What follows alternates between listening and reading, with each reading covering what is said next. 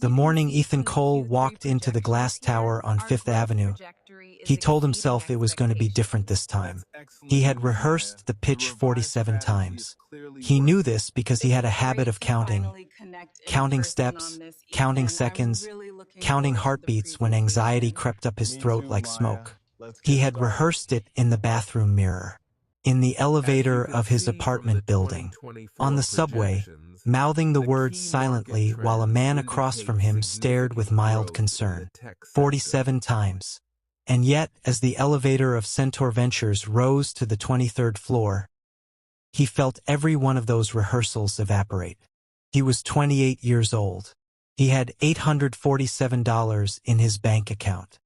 He had a laptop with a cracked hinge, a pitch deck he'd rebuilt 4 times in the last month, and an idea that he believed with the kind of unshakable, possibly delusional faith that only the truly desperate carry, was going to change the way small businesses handled logistics. The idea was called Pathline, a software platform that used AI to map delivery routes, predict supply chain disruptions, and give mom-and-pop shops the same logistical intelligence that Amazon used. It was elegant. It was needed. It was 3 years of his life compressed into a 40-slide deck and a live demo that occasionally crashed. He stepped out of the elevator into a lobby that smelled like money. That clean, corporate scent of leather and expensive diffusers. A receptionist with perfect posture directed him to a waiting area with chairs that probably cost more than his rent. He sat. He waited. He counted the ceiling tiles. 12 minutes later, a door opened and she walked out. Chen. He had seen her name on the firm's website, junior partner, Centaur Ventures, listed beneath a headshot that didn't capture the precision of her in person.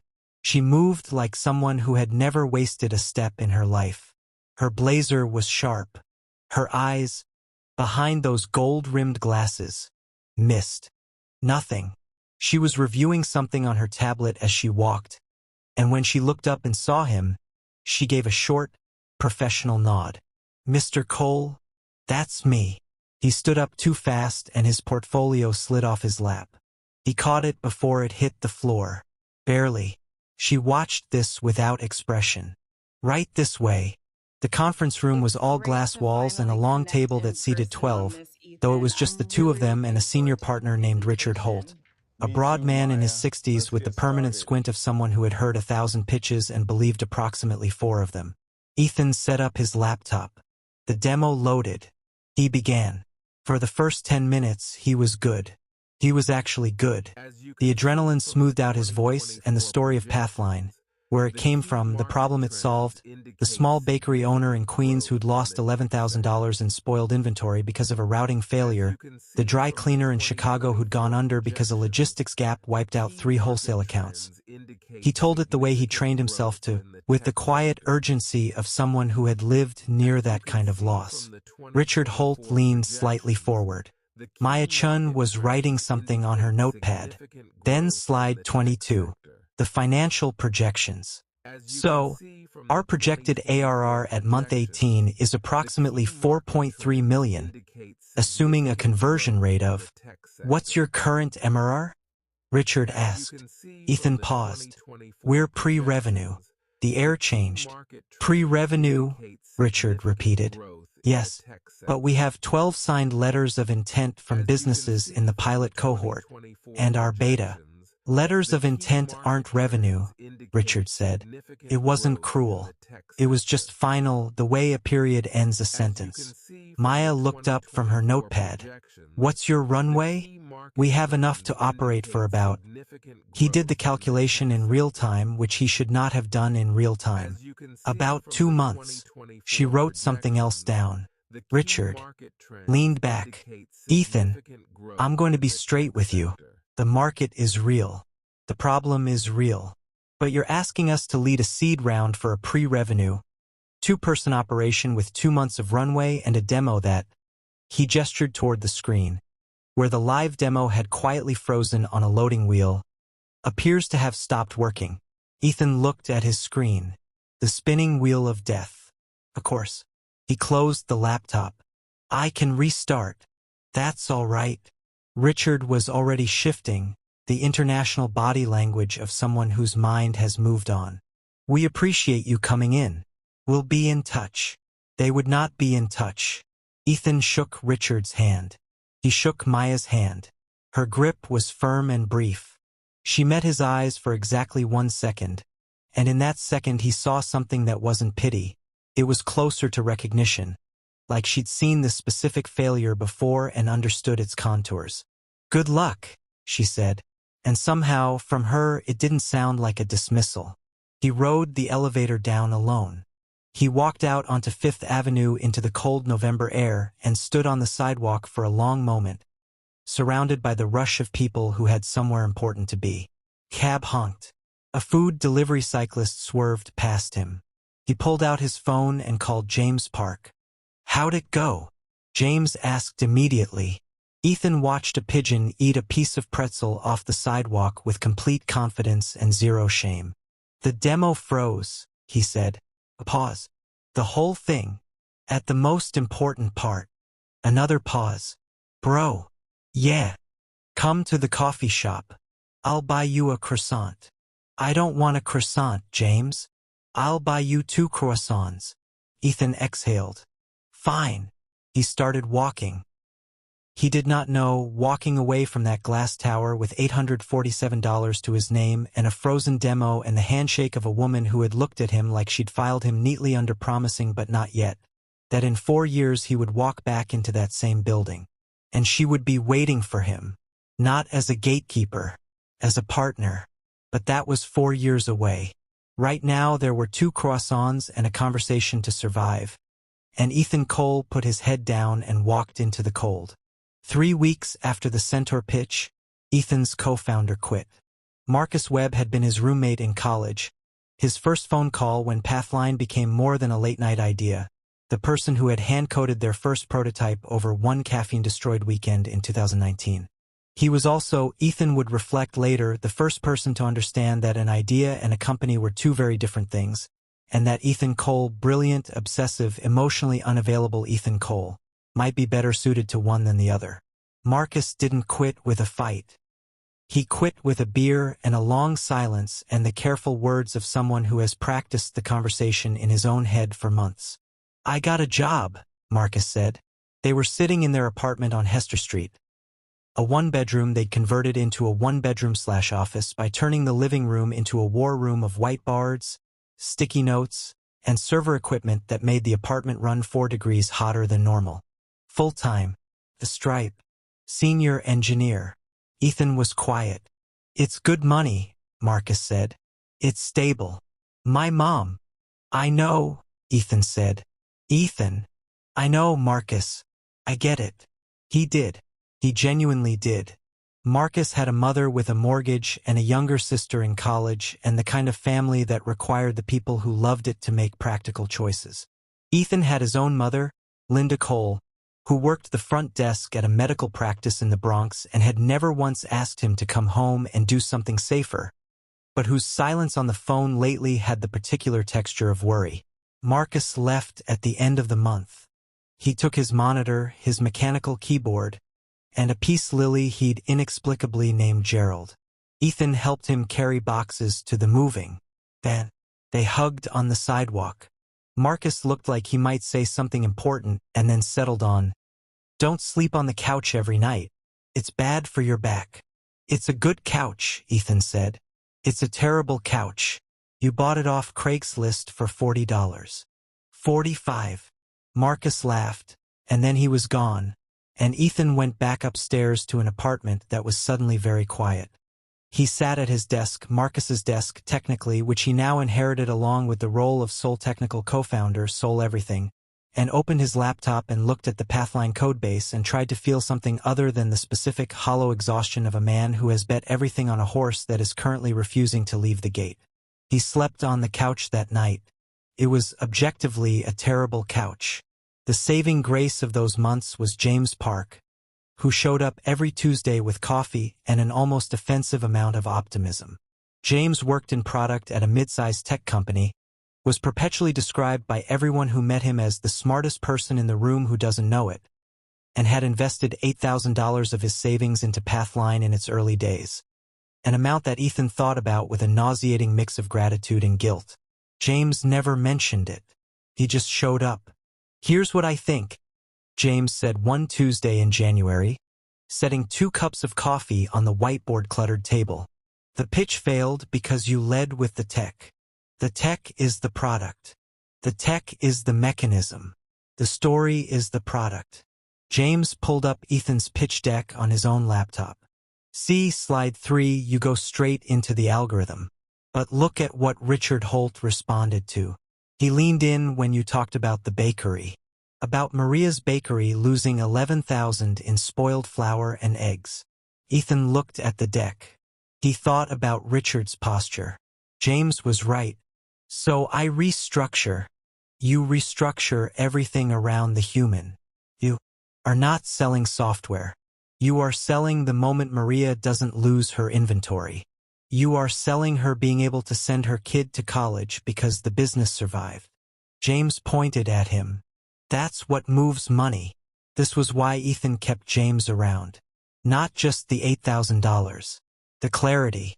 He spent the next 6 weeks rebuilding the pitch from the ground up. He drove to Queens and sat with Maria Gutierrez, the real Maria who ran a real bakery called Dulce Hogar, and listened to her talk about her supply chain problems for 2 hours over café con leche and pan dulce. He took notes. He went to Chicago and talked to the dry cleaner, whose name was Harold Sung, who walked him through 3 years of logistics nightmares with the weary precision of a man who had made peace with the fact that most people didn't understand how hard it was to keep a small business alive. He talked to 14 small business owners in 6 weeks. He stopped sleeping on the couch, mostly. He fixed the demo. He hired a part-time developer, a 22-year-old named Priya who worked 4 hours a day and was twice as fast as Marcus had been, which Ethan felt equal parts grateful for and guilty about. He rebuilt Pathline's pitch deck into something that opened with Maria's face and closed with a number that felt real because it was built on real losses and real recovery. And then, on a Thursday in late February, he got an email. "Mr. Cole, I wanted to follow up on your pitch from November. I've been thinking about the problem you're solving. Would you be open to a coffee meeting? Not on behalf of Centaur, just a conversation. Maya Chen." He read it 3 times. He called James. "She emailed you personally?" James said, "Yes." "Not through Centaur?" "She literally said not on behalf of Centaur." A long pause. "Bro, James. She's interested. She's personally interested. In Pathline. Obviously in Pathline. What else would yes Pathline? A beat. Say yes. Say yes immediately." She chose a cafe on Mulberry Street that was small enough to be honest. No corporate undertones, no attempt to impress. A place where the coffee came in ceramic cups and the tables were slightly uneven and a cat named apparently nothing wandered between the chairs and occasionally accepted pets. Maya Chun arrived 2 minutes early. Ethan arrived 4 minutes early and had to pretend he'd just gotten there. She was not wearing a blazer today. Dark jeans, a camel-colored coat, a knit sweater. The gold-rimmed glasses were the same. She looked like a different person and exactly the same person simultaneously, which Ethan found briefly disorienting. "You fixed the demo," she said, before she'd even sat down fully. He blinked. "How did you?" "I had our tech associate pull your GitHub. You pushed a major update in January." She settled into her chair. The original crash was a threading issue in the route visualization module. The fix was clean. He stared at her. "You looked at our code." "I look at code when something interests me." She picked up the menu, glanced at it for 3 seconds, set it down. "Americano. What are you having?" "The same," he said, though he'd been planning on a latte. They ordered. The cat approached, assessed them with the indifference of a creature that answers to no one, and moved on. "Why did you email me?" Ethan asked. Maya looked at him steadily. "Because I think Richard was wrong. Wrong that we're pre-revenue with 2 months of runway. Wrong that those are the most important facts about Pathline." She leaned forward slightly. "You had 12 signed letters of intent from businesses that had never seen a product demo that worked. That tells me the problem you're solving is painful enough that people are willing to commit before there's a functioning product. That's signal, not failure. She paused. Richard is very good at pattern matching to successful companies. He's less good at recognizing things that don't fit the pattern yet. The coffee arrived. Ethan wrapped both hands around the ceramic cup and realized he was doing it to have something to hold on to. Centaur passed, he said. Centaur passed. I didn't. She held his gaze. I want to understand the business better. I'm not here to offer you anything yet. I'm here because I think there's a version of this that works, and I want to know if you see the same version I do. What version do you see? She pulled out her phone and navigated to a notes app. He noticed her notes were color-coded. Of course they were. The current pitch positions Pathline as a logistics optimization tool, she said. That's correct, but too narrow. What you're actually building is an intelligence layer for underserved supply chains. Small businesses don't just have a routing problem. They have a data poverty problem. They're making decisions with a fraction of the information that large retailers have. If Pathline aggregates across its network, you're not just optimizing routes. You're building a proprietary dataset that becomes more valuable with every business that joins. She looked up. Do you see it that way? He did. He had thought about it at 3 in the morning with a whiteboard and bad coffee, but had never articulated it that precisely. He felt the strange sensation of someone saying aloud something that had been living in his chest without a name. Yes, he said. Exactly that way. Then why isn't that in the pitch? Because every investor I've talked to wants revenue first and vision second. Most investors do, she said. Not all. She picked up her coffee. Tell me about the data architecture. How does the network model work right now? And they talked. For 2 hours and 20 minutes. The cafe filled and emptied around them. The cat came back, sat on the chair beside Maya, and she absent-mindedly scratched behind its ears without breaking her sentence. A gesture so small and human that Ethan filed it away somewhere he didn't examine too closely. She asked technical questions he hadn't been asked before. Questions about data structure, about privacy compliance, about what happened to the model when a business churned out of the network. She pushed on weaknesses without cruelty, the way a good engineer stress tests a bridge not to break it but to know exactly where the tolerance is. At one point he pushed back on her network effects assumption, laying out a specific failure case. She considered it for a moment, then said, You're right. I was oversimplifying the cold start problem. She updated her notes. No defensiveness. Just update, move forward. He found this almost disarming. When they finally stood to leave, she pulled on her camel coat and said, There are 2 other investors I think you should talk to. I'll send you the introductions today. They're not Centaur, they're smaller, faster, and they understand markets that don't fit the standard pattern. Why are you doing this? He asked. Came out more direct than he intended. She looked at him for a moment. Because I was wrong to let Richard's pass be the final word in that room. That was my failure too. A pause. And because Pathline is going to work, and I'd rather be involved before it does than regret it after. She said it with the calm of someone who made predictions as a professional discipline and had learned to be precise about her confidence levels. She wasn't flattering him. She was stating a calculated position. He walked out of the cafe onto Mulberry Street and stood in the February cold and felt, for the first time in a long time, like the future was not a locked door. He didn't call James immediately. He walked for a while first. Just walked, with his hands in his pockets and the city loud around him, turning the conversation over in his head like a stone he'd found on a beach, wanting to understand the weight of it before he showed it to anyone else. She thought it was going to work. He'd known that for years. But there's a difference between knowing something about yourself and having someone else, someone precise and careful and credentialed, say it plainly over coffee on a Tuesday afternoon. The difference is the gap between faith and evidence. He stopped at a corner. A light changed. He crossed. He had work to do. Maya sent the introductions within 4 hours of their coffee meeting, which told him she'd prepared them before she walked in. That level of preparation was either professional habit or a statement about how confident she was in the outcome of their conversation. Possibly both. The 2 investors she'd connected him with were a seed stage fund called Ironwood Capital and a solo operator named Carla Voss, who had made her name backing unglamorous infrastructure plays, the kind of software that kept real-world systems running, the kind that didn't make the cover of Wired but made the world not collapse. Carla had backed 3 companies that had each sold for over $400 million.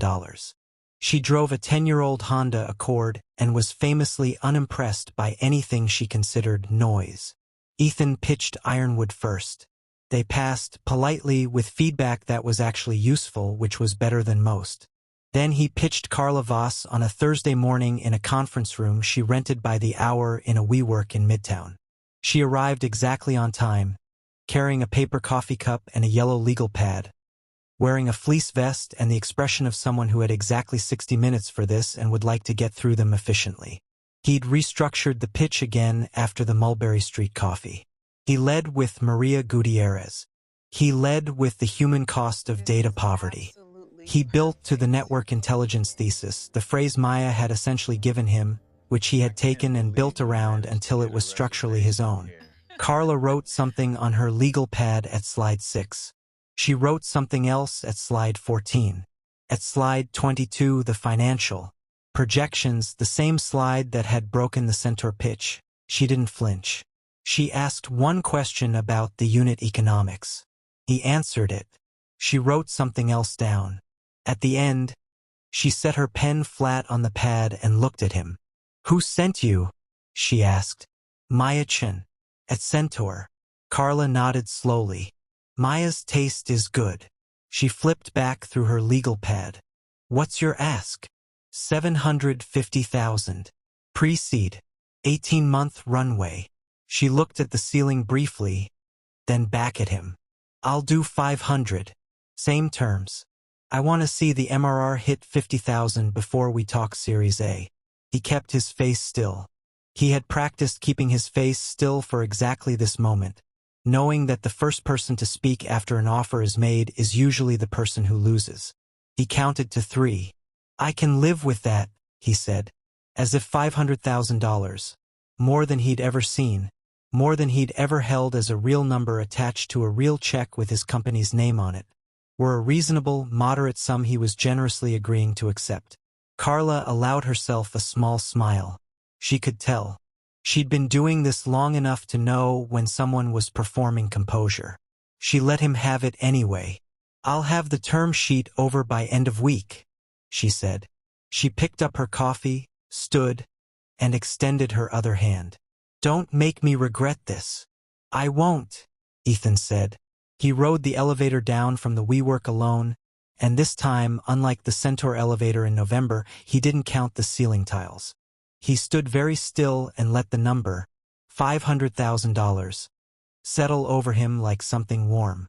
He called James. "500,000, he said without preamble. A silence. "James? Give me a second." Another silence. Okay. Yes. "Ethan, don't. 500. "James, you're at work." "I don't care." He could hear James's chair rolling, the sound of a door. Oh my God. Your mom is going to cry." Ethan hadn't thought about his mother yet. He thought about her now. Linda Cole behind the front desk at the medical practice in the Bronx, who had never told him to stop and had never told him it was going to be fine either, just loved him with the particular silence of a woman who trusted her son to figure things out and would not let herself be the reason he doubted himself. "Don't tell her yet," he said. "Let me tell her." "I won't tell her. I'm going to tell literally everyone else." "Ethan, $500,000. It's a check, not a win. We still have to build the thing." I know, but still." James's voice softened into something genuine. "You did it, man. You didn't stop." Ethan stood on 42nd Street with cabs honking and steam rising from a grate and strangers moving past in every direction, and felt the specific exhaustion and lightness of a person who has been holding something heavy for a very long time and has only just been told they can set it down for a moment. "Not yet," he said. "Not close to yet." But when he got home that night to the apartment on Hester Street and sat at his desk and opened his laptop, he wrote Maya Chen a single email. She said yes. "Thank you." The reply came 11 minutes later. "I know. She called me. Now build the thing." He smiled at his screen.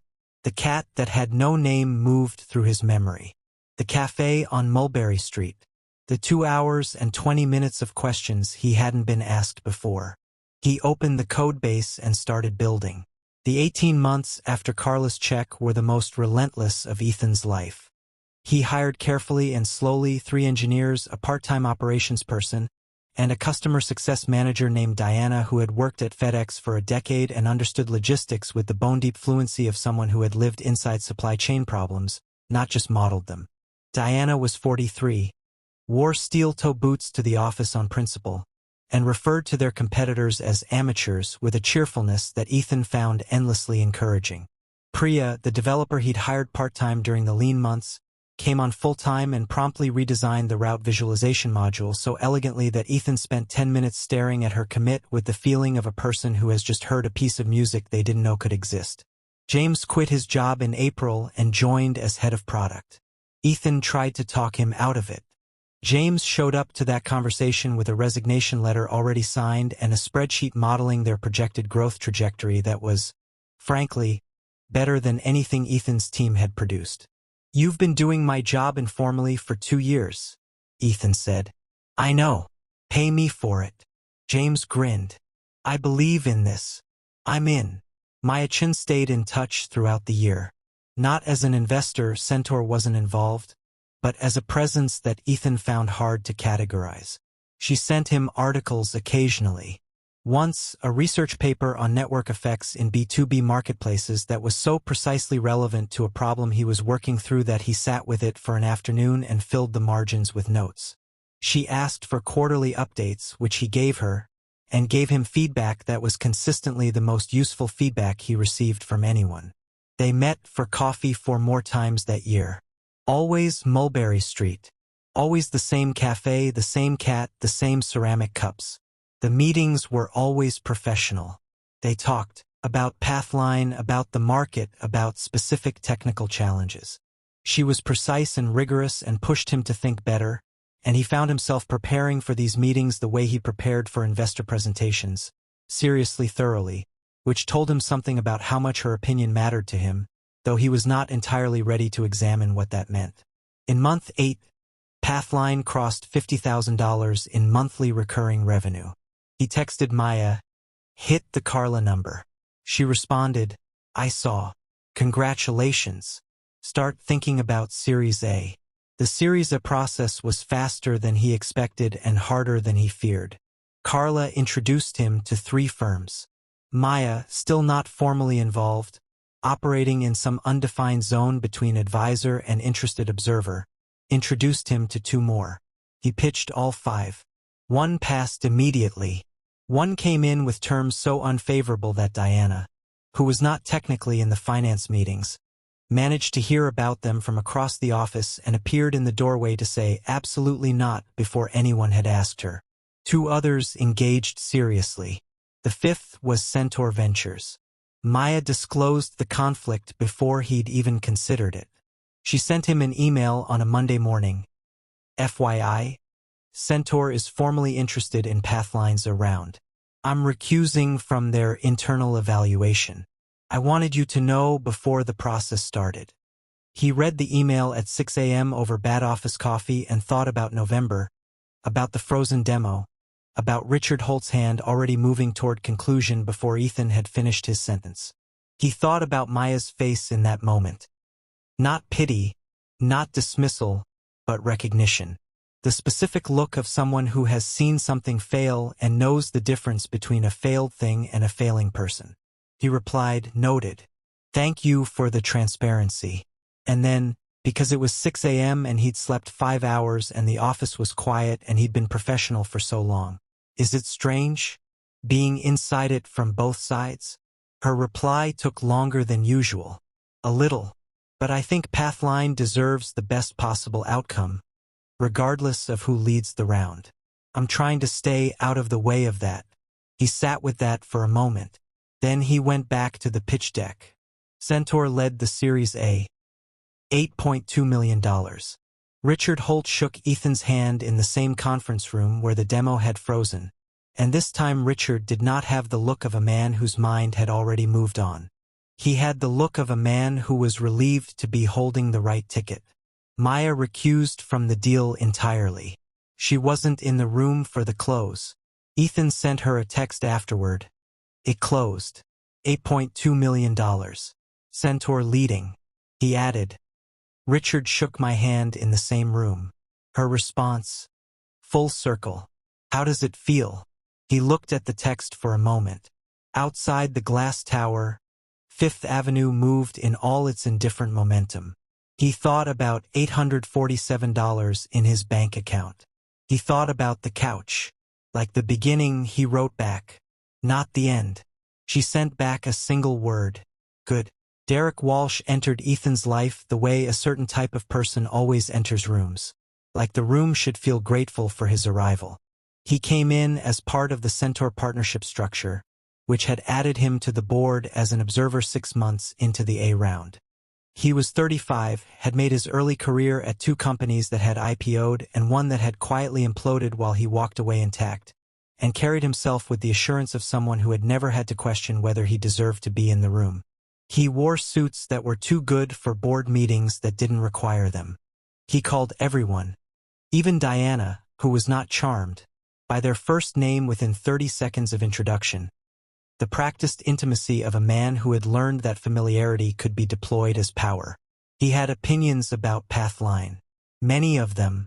The SMB market is fine, Derek said at the first board meeting, with the tone of a man describing a neighborhood he'd driven through once.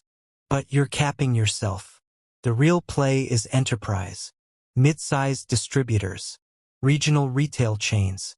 The unit economic scale completely differently. Ethan explained patiently that Pathline's network effect depended on volume of nodes, that thousands of small businesses created a richer dataset than dozens of enterprise accounts, and that the intelligence layer became exponentially more valuable at scale, not at account size. Derek nodded along in the way people nod when they've already decided they're right and are waiting for you to finish. The investors will want to see enterprise logos, Derek said. We have a $4 million ARR with SMB logos, Ethan said. That's the proof of concept. It's a nice proof of concept, Derek said, in the voice of a man saying that's cute. Carla, who was on the board and had attended this particular meeting with the expression of a woman who had seen this exact dynamic play out before, said nothing during the meeting. Afterward, she pulled Ethan aside in the hallway. Don't let him reframe your company, she said. He did this to the last 2 founders he worked with. One of them pivoted to enterprise, fired half their team to hit the margin profile Derek wanted, and then missed their targets because they gutted the engine that was actually working. What happened to the other one? He didn't pivot. Derek made 2 years of his life very difficult and then moved on when another shinier thing came along. Carla zipped her fleece vest. Derek is not evil. He's just not invested in being right about you. He's invested in being right in general. There's a difference. Ethan nodded. Be polite. Be firm. Document your reasoning on every decision so there's a record that you were thinking clearly. She picked up her paper coffee cup. And don't let him near your product roadmap. Derek got near the product roadmap. Not directly, Ethan made sure of that. But Derek had a habit of pulling individual team members into corridor conversations, asking questions with the texture of curiosity and the function of pressure. James came to Ethan twice in the span of a month to say that Derek had been asking about enterprise feature prioritization in ways that were technically unofficial but definitely not casual. Ethan handled it by calling a full team meeting where he laid out the product roadmap with complete transparency and the explicit statement that all strategic input went through him and James, full stop, regardless of title or board position. He said it calmly and without naming Derek, which was the most effective way to say it. Diana, afterward, gave him a small thumbs up from across the room. The pressure with Derek peaked at month 14 of the A round, at a board meeting where Derek presented, unbidden, with a full slide deck, an alternative growth scenario, in which Pathline shifted 70% of sales resources to enterprise accounts within 2 quarters. Ethan looked at the deck. He looked at Richard Holt, who was carefully neutral. He looked at Carla, who was looking at him in a way that said, "Your move." He turned to Derek. "I appreciate the analysis," he said. "Can I show you something?" He pulled up 3 slides he had ready for exactly this moment, because he'd known this moment was coming, had felt it building for months the way you feel a weather system before it arrives. The slides showed Pathline's network data, the correlation between node density and prediction accuracy, the business retention rate in dense versus sparse markets, and a projection model that showed what the intelligence layer's value looked like at 10,000 SMB nodes versus at 200 enterprise accounts. "The enterprise scenario you're describing," Ethan said, "optimizes for a revenue profile that looks better in month 24, but fundamentally damages the asset we're building. The data network. That's what we'll sell in an exit or take public. You can't rebuild that after you've traded it for quarterly numbers." A silence. Derek looked at the slides. He was smart enough, Ethan had learned, to recognize when a counter-argument was solid. He just wasn't accustomed to needing to. "I'd want to see the assumptions stress-tested," Derek said. "Absolutely. Let's schedule a working session." Ethan kept his voice even. "I want to make sure we're aligned on the long-term thesis." Richard moved the meeting on. Carla wrote something in her legal pad that Ethan couldn't see but imagined was something like "well done." Derek didn't push again. Not on enterprise. He found other things to have opinions about: marketing spend, hiring pace, the design of the customer dashboard, and Ethan let him have the ones that didn't matter while holding firm on the ones that did. Maya, when Ethan told her about it over coffee on Mulberry Street, said, "He'll either become an asset or he'll leave when the story gets less exciting. Usually it's the latter. Which do you think?" She looked at her coffee for a moment. "Latter. He needs to be the protagonist. That won't work here." She was right, as she usually was about these things. Derek Walsh resigned from the Observer seat 18 months later, when a new company, an enterprise AI platform with no inconvenient network effects and a much more Derek-shaped narrative, needed someone on its board. Ethan watched him leave with the specific relief of a person who had been holding a door shut for a long time. It happened at 9:47 p.m. on a Thursday in November, 3 years after the Centaur pitch, in the office on Hester Street that was no longer technically on Hester Street. They'd moved to a proper space in Soho for 1,000 square feet, standing desks and a real kitchen and a whiteboard wall that Diana had immediately covered with logistics flowcharts. Everyone else had gone home. Ethan was still there because he was always still there. Priya had left at 8, extracting a promise that he'd eat an actual dinner. James had left at 8:30, saying something about a first date with someone he'd described only as very promising. No further questions. Diana had left at 9, pausing to tell him that the Q3 customer satisfaction numbers were in and were, in her words, exceptional, which you should be proud of but also should sleep on instead of staring at them until midnight. He was, at 9:47, staring at the Q3 customer satisfaction numbers. His phone buzzed. A text from Maya. "Still at the office?" He looked up, slightly startled, and typed back, "How did you know? Your building's check-in system sends me a notification when you're in past 9. I set it up 6 months ago because I kept texting you at midnight and feeling guilty." He stared at his phone. Then, before he'd fully decided to do it, "That's either very caring or mildly concerning. Probably both. Can I come up?" She arrived 12 minutes later. She still had her coat on, which told him she'd been nearby. She set a paper bag on the edge of his desk. "Priya texted me," she said, without embarrassment. "She said you hadn't eaten." He opened the bag. A container of hot soup from the Vietnamese place 2 blocks over that he'd mentioned exactly once in passing 6 months ago. He looked up at her. How do you remember things like that? He asked. She sat down in the chair across from his desk. James's chair, usually, which she'd occupied before and which she settled into with the ease of someone who belonged in this space. She took off her glasses, cleaned them with her sleeve, put them back on. A small, human tic he'd catalogued without meaning to. I pay attention to what people need, she said. It's a habit. Or a skill. Both. She looked at the screens behind him. Q3. Yeah, they're good. I know. I saw the summary Carla shared. She paused. You should be happy about it. I am. You don't look it. He leaned back in his chair and looked at the ceiling. The Soho office had good ceilings, high and industrial, which had been a non-negotiable for him in a way he couldn't fully explain. I keep thinking about the next thing. What breaks? Where the gap is that I haven't seen yet. That's the job, she said. Does it ever stop? She considered this seriously.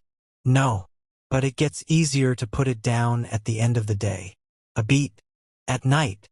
You should try putting it down at night. Is that why you're here?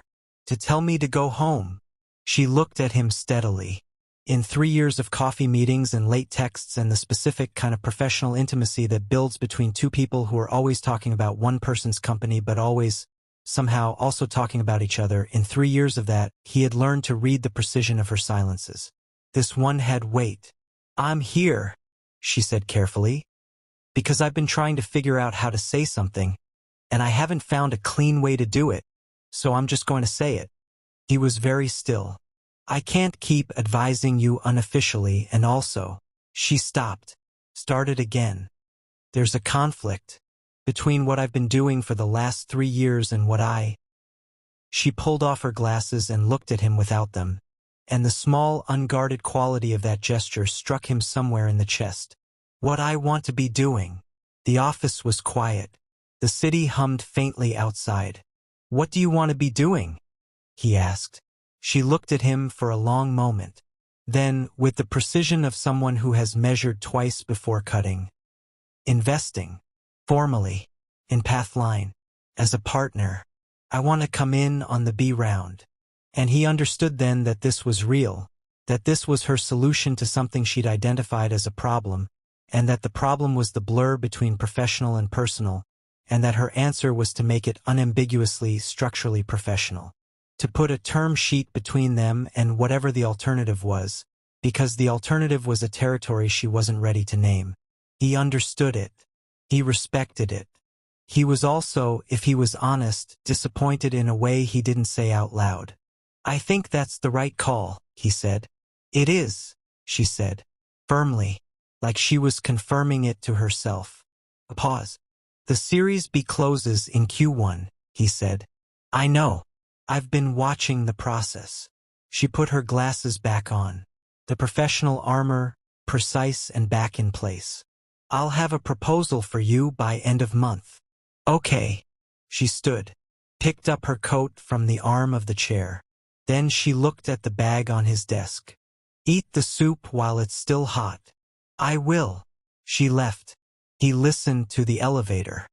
He sat alone in the office with the soup and the Q3 numbers and the ceiling and the particular texture of a moment that had just made a decision about itself. He ate the soup. It was very good. He went home at 10:15, which was the earliest he'd left on a weekday in 4 months. Maya-chan came in on the Series B as a solo LP, a personal investment, structured through a vehicle she'd set up independently from Centaur, which required disclosures and board approvals and a level of legal paperwork that Ethan found both appropriate and slightly absurd, given the 3 years of unofficial involvement that preceded it. She invested $2.1 million. Pathline Series B totaled $31 million. The valuation at close was $140 million. She joined the board officially. She sat in the same room as Carla and Richard Holt and 2 partners from the new lead fund, a growth equity firm called Meridian that had backed 4 unicorns and conducted due diligence with the thoroughness of a crime scene investigation. She sat in those meetings and asked questions that consistently required everyone else to think harder than they had planned to. Ethan found the formal structure simultaneously better and stranger than what had come before. Better because it was clear. Strange because the coffee shop on Mulberry Street became a boardroom and the ceramic cups became notepads and the cat was nowhere. The storm came 8 months into the B round, and it came from a direction Ethan hadn't fully anticipated. A company called Flowbridge launched. They were well-funded $45 million Series A, backed by 2 Tier 1 funds, and they had clearly studied Pathline's public positioning with attention and built something that addressed the same market from a different technical angle. Their product was shinier. Better UI, faster onboarding, a mobile app that made Pathlines look like it had been designed by someone who had described mobile apps to a person who had never seen one. They signed 50 SMB clients in their first 30 days. The press covered it the way the press covers things. As a war. Flowbridge versus Pathline. The battle for small business logistics. Ethan read the headline at 6 a.m. over coffee and experienced a very specific kind of anger that comes not from fear but from the frustration of knowing that the thing you built is being described as though it needs defending. The board meeting that followed was the hardest meeting of his professional life. Not because of Carla, who was measured and clear. Competition validates the market. Our job is to show why our moat is real. Not because of Richard Holt, who had grown into a genuine champion of Pathline's thesis and now understood it well enough to argue it against other Centaur partners who were getting nervous. It was hard because of Maya. She walked into the meeting that morning with a look he hadn't seen on her before.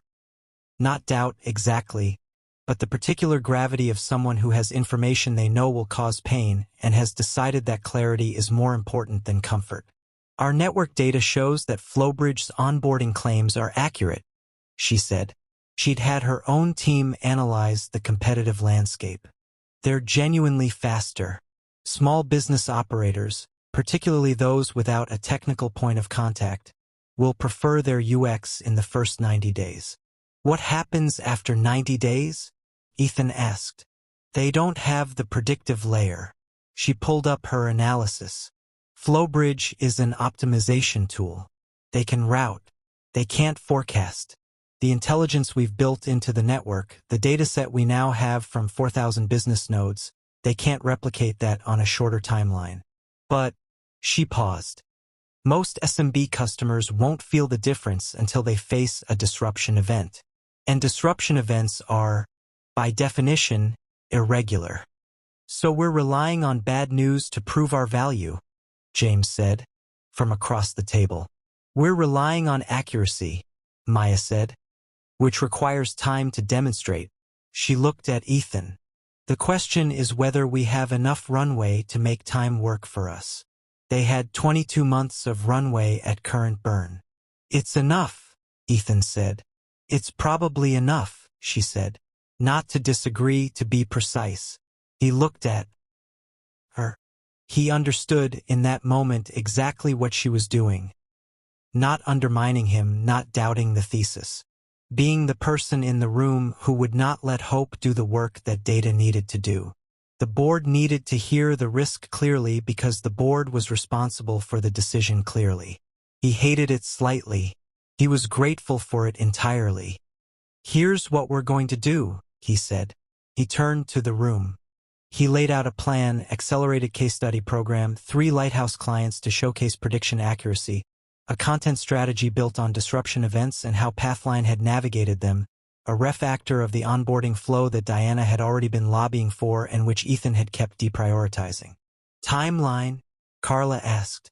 60 days for onboarding refactor. 90 days for lighthouse case studies. Do we have the team for 60 days? We will by Monday. He looked at Priya, who had joined this meeting for the first time as VP of Engineering. She gave him a single, steady nod. The board approved. The meeting ended. Maya caught up to him in the hallway afterward. The lighthouse client strategy was the right call, she said. I know. I was going to get to it eventually. Competition is a good reason to get to things faster than eventually. He looked at her. You were the hardest voice in that room. Yes. You knew it would be. Yes. She held his gaze. That's what I'm here for. Not to be the easiest voice. To be the right one.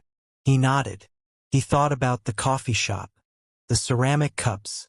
The way she'd said now build the thing in a 10-word email 3 years ago that had somehow contained everything about who she was. Thank you, he said. He meant it as more than the meeting. She seemed to understand that. She said, simply, go build the onboarding flow. He went. The acquisition offer came on a Tuesday. Not an IPO, though that conversation had been happening in increasingly concrete terms, but an acquisition. Meridian had facilitated an introduction to a strategic buyer the previous fall, and what had been a quiet conversation had, over 8 months of due diligence and negotiation that Ethan handled with the assistance of an M&A team he'd never imagined he'd need, become a number. The number was $1.4 billion. He sat alone in his office at 7 a.m. with the term sheet on his screen and a coffee going cold on the desk and experienced a stillness so complete that it felt almost like the absence of feeling, before the feeling arrived in full. He thought about $847. He thought about Marcus and Gerald the peace lily and the terrible couch. He thought about Maria Gutierrez and her café con leche and the $11,000 in flour and eggs. He called his mother first. Linda Cole answered on the second ring, which meant she was already up, which she always was because she'd been waking at 5:30 a.m. for 30 years and had never seen a reason to stop. Ethan. Her voice warm and immediate. Mom. He paused. He didn't know how to say it, which was strange because he'd imagined saying it for years. I need to tell you something. Okay, baby. Pathline. We got an acquisition offer. He took a breath. $1.4 billion. A silence that lasted exactly 4 seconds. 1.4. She stopped. He heard the sound that she made when she was trying not to cry, which was a specific small sound like she was deciding. Ethan. Yeah. Baby. And then she did cry quietly, and he listened to it, and felt his own throat tighten with the particular grief. That isn't grief of a person watching someone they love feel relief after a very long wait. I know, Mom. I never doubted you, she said when she had steadied. Not once. I know. He'd known. I know. He called James next. James went completely silent for 7 seconds, which was unprecedented. Then 1.4 billion. Billion with a B. Billion with a B. Our thing. Our thing. Ethan. I know. Your $8,000. James's voice cracked slightly. My $8,000 is significantly more than $8,000 now, yes? I need to sit down. A shuffling sound. I'm sitting down. A pause. We did it. We did it, Ethan said, and meant every syllable of the we. He texted Maya last. Not because she was least important, because she required the most considered message, and he was still figuring out what to say. He sat with his phone for a long time. Then he wrote, $1.4 billion. The offer is real. I wanted you to know before anyone else on the board. Her reply came in 4 minutes. I know. Meridian called me last night. I recused from the call because I'm a board member and this required a clean process. He read that twice. You knew last night? Yes. And you didn't call me? A pause. Longer than her usual response time. You needed to see it for the first time alone. Some things are better without a witness. He sat with that for a moment. The specific, precise understanding of him embedded in those words. She had calculated what he needed before he'd known he needed it, the way she always did, the way that had been true since a coffee shop on Mulberry Street and a frozen demo and a room where someone else had gotten to say no first. He typed, "Can I see you today?" She replied, "I'll be at the office at noon." She arrived at noon exactly. She sat down across from him in the same chair, James's chair, her chair now in some unofficial way, and looked at him the way you look at someone after a very long journey that you made together without ever formally agreeing to travel as a pair. "So," she said. "So," he said. "How does it feel?" He thought about his answer with the care the question deserved. Outside, Soho moved and honked and lived. The whiteboard wall behind him still had Diana's logistics flowcharts, which no one was allowed to erase. Like proof, he said, that the idea was always real, that I was right to not stop. He paused. And like something ending. She nodded. Both things are true. Are you happy about it? As an investor? Yes. No hesitation. My return on this investment is… She paused, allowing herself a small smile. Significant. He smiled back. Good. A silence that had a different texture than the silences before. Not the professional silence of two people navigating their roles. Something else. Maya, he said. She looked at him. When this closes, he stopped. When the acquisition closes and the board dissolves and there are no more conflicts to navigate. He held her gaze. I'd like to take you to dinner. Not coffee. Dinner. She looked at him for a long moment with the expression of someone whose precision extends to knowing when not to speak first. Then, I'd like that. 2 syllables. For words. The most carefully measured yes he had ever received. The acquisition closed on a Thursday. 14 months of process. Legal, financial, integration planning, regulatory. Compressed into a signing that took 45 minutes in a conference room with 12 lawyers and a closing dinner afterward that Ethan barely tasted because the feeling he was carrying was too large for food to fit alongside it. Carla flew in from Chicago. She ordered a martini, raised it, looked at him across the table and said, "You didn't make me regret it." Then she went back to her steak and talked for the rest of the evening about an infrastructure startup she was looking at in Denver, because Carla Voss did not linger in past victories when future ones needed attention. James gave a toast that made Diana cry, which James would bring up at least once a year for the remainder of their friendship. Priya, who was now wealthy in a way that she was visibly still processing, said nothing during the toast but hugged Ethan afterward with the quiet fierceness of someone who had been in the room from near the beginning and understood the weight of what they'd all carried. Maya sat at the end of the table. She did not give a speech. She raised her glass when James did and caught Ethan's eye across the room, and he felt the specific warmth of being known by someone. Not in the way of a person performing knowledge, but in the way of someone who had paid attention without being asked and remembered without being reminded and had never, not once in 4 years, let him believe the story was smaller than it actually was. 3 weeks after the close, he took her to dinner. Not Mulberry Street. Not coffee. An actual restaurant, one he'd looked up carefully and then confirmed with James, who had strong opinions about restaurants the same way he had strong opinions about everything. She wore a dark green dress and left her hair down, which he hadn't seen before. She was still precisely herself, the same focus, the same quality of attention, but with the professional architecture gone, there was something easier in how she held her shoulders, like a person who has been carrying a frame she chose and has set it down now because the setting's right. They talked for 4 hours. Not about Pathline, well, briefly, inevitably, the way you mention the thing that has defined 4 years, but about other things. Her family, her first job, the paper she'd almost written for a material science journal before finance pulled her sideways. His mother, Marcus, Gerald the Peace Lily, which had reportedly thrived at Stripe.